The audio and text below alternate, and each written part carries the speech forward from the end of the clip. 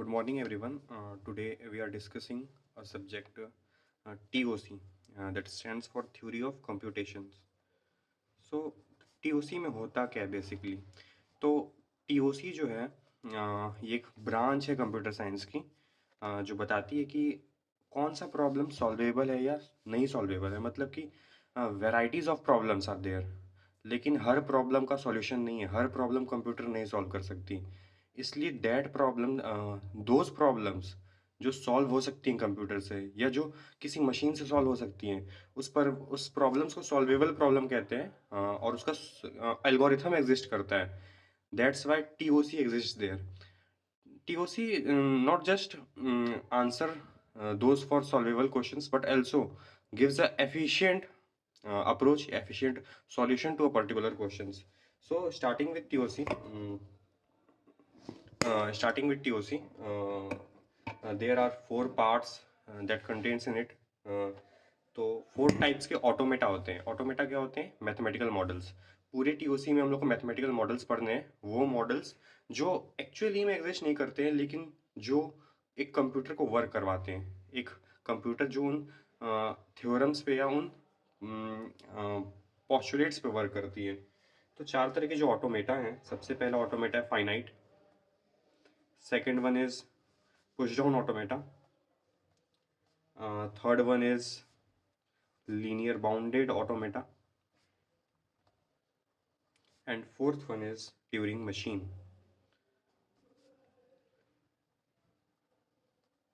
सो automata आप लोग समझ गए कि एक मैथमेटिकल मॉडल होता है, जो एक कंप्यूटर को वर्क करवाता है, जो एक्चुअली में एग्जिस्ट नहीं करता है, लेकिन उसके प्रिंसिपल्स पे, उसके पोस्टुलेट्स पे मशीन्स वर्क करती हैं।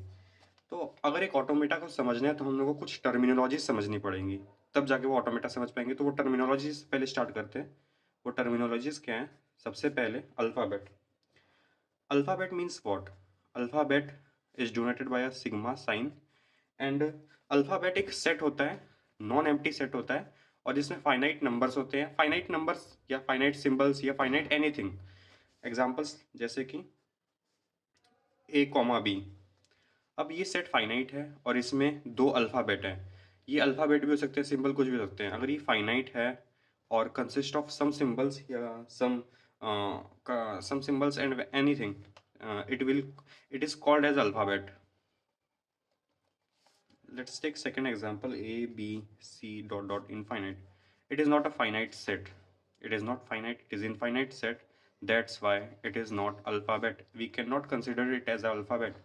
So moving on the third one, let's take this set. This is again a set, but it is non-empty set. It is also finite, but it is non-empty. That's why it is not a alphabet. Not alphabet, it is not alphabet. So it is very easy to understand what is alphabet and what is not alphabet. Now move on to the second term, that is string. String क्या होता है? तो finite sequence of symbols over the given alphabet means, अगर कोई alphabet दिया हुआ है, जैसे कि अल्फाबेट दिया हुआ है A, B, इस A, B से हम लोग कौन कौन से सिंबल्स, कौन कौन से एक स्ट्रक्चर या करेक्टर बना सकते हैं। जैसे कि A और B, A को अगर एक बार लेंगे तो A बनेगा, अगर B को एक बार लेंगे तो B बनेगा। A को अगर मल्टीपल 2 टाइम्स ले लें, A तो 2 it is also a string, 3 times it is also a string. A string can be obtained by taking multiple times alphabet. एक अल्फाबेट को मल्टीपल्स टाइम लेके आप एक स्ट्रिंग बना सकते हैं। जैसे A, B, B, आप एनी नंबर आप कितने बार भी B को रिपीट कर सकते हैं, कितनी बार भी A को रिपीट कर सकते हैं। तो एक स्ट्रिंग्स जो होती हैं, इसकी बहुत सारी strings contain, multiple many strings. अब स्ट्रिंग्स कितनी टाइप की हैं? तो सबसे पहले एक सिंगल लेंथ, वन लेंथ या सिंगल लेंथ स्ट्रिंग, जिसमें सिर्फ एक ही करेक्टर हो, जैसे कि A, जैसे कि B। सेकेंड हो गया टू लेंथ स्ट्रिंग्स। अब इस अल्फाबेट की 2 लेंथ स्ट्रिंग्स क्या होंगी? A, B, A, B, A। अब 3 लेंथ स्ट्रिंग्स क्या होंगी?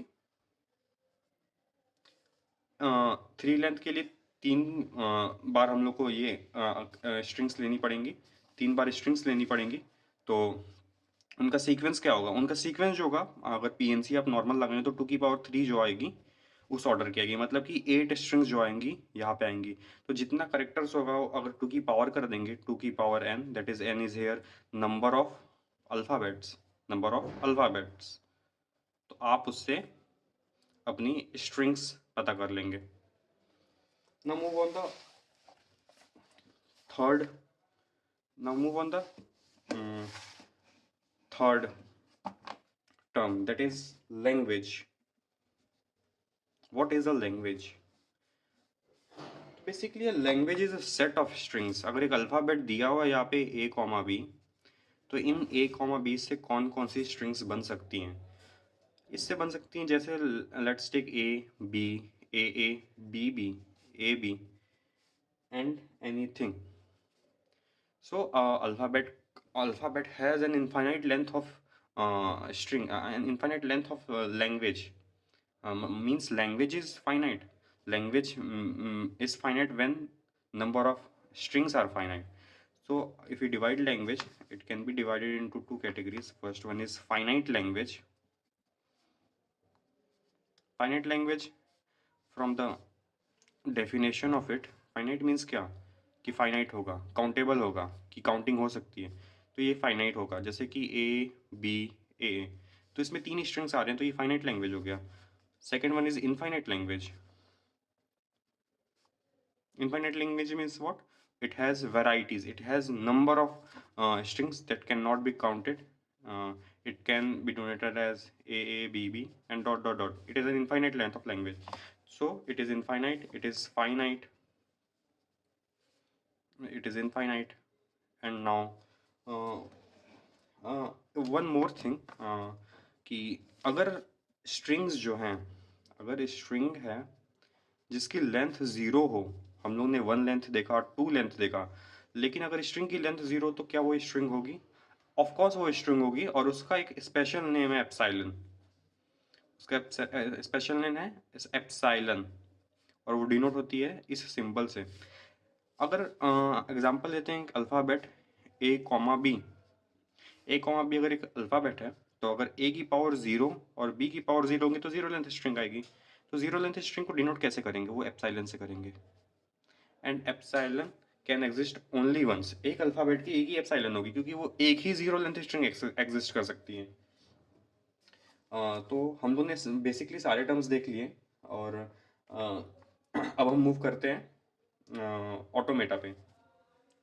So what is automata? तो पहले ही मैंने आपको बताया था कि what is automata. Automata is a mathematical model. So how finite automata is divided. Finite automata के क्या क्या पार्ट्स हैं देखते हैं। तो फाइनाइट ऑटोमेटा जो डिवाइड है वो 2 पार्ट्स में डिवाइड है, on the basis of with output और without output. With output and without output. With output में 3 तरह के फाइनाइट ऑटोमेटा आते हैं। First one is DFA. We will discuss all. हम ये सारी चीज़ें आगे चल के डिस्कस करेंगे, पहले इनकी पार्ट्स देख लें ताकि एक ओवरव्यू मिल जाता है एक चैप्टर का कि पढ़ना एक्चुअली में क्या है। Next one is NFA and third one is epsilon NFA. With output. Without output में कौन कौन से आते हैं? विदाउट आउटपुट में सिर्फ 2 ही आते हैं, एक है Mealy machine and second one is Moore machine.